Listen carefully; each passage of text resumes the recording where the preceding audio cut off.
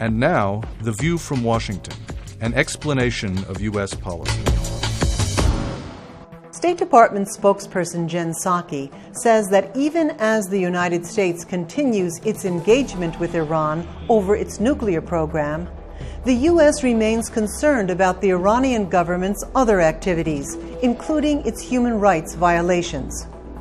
Dr. Robert George, chairman of the U.S. Commission on International Religious Freedom, recently testifying before Congress, said all religious minorities are persecuted by the regime, most glaringly the Baha'is, with at least 135 members of the community in prison.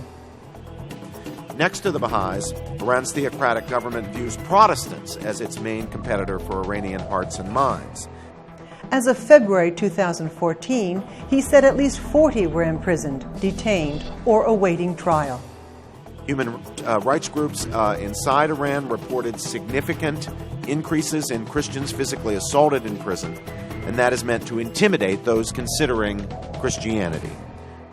As an example of a Christian physically assaulted in prison, Dr. George cited the April attack in Evin of Pastor Farshid Fatih, who ran a house church network and was sentenced to 6 years behind bars, as well as Iranian-American pastor Saeed Abedini, sentenced to 8 years, who has been repeatedly beaten during his incarceration.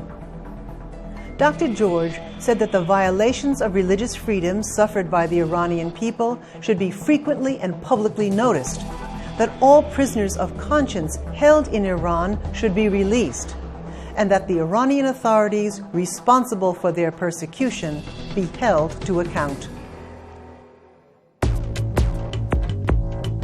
That was The View from Washington, an explanation of U.S. policy.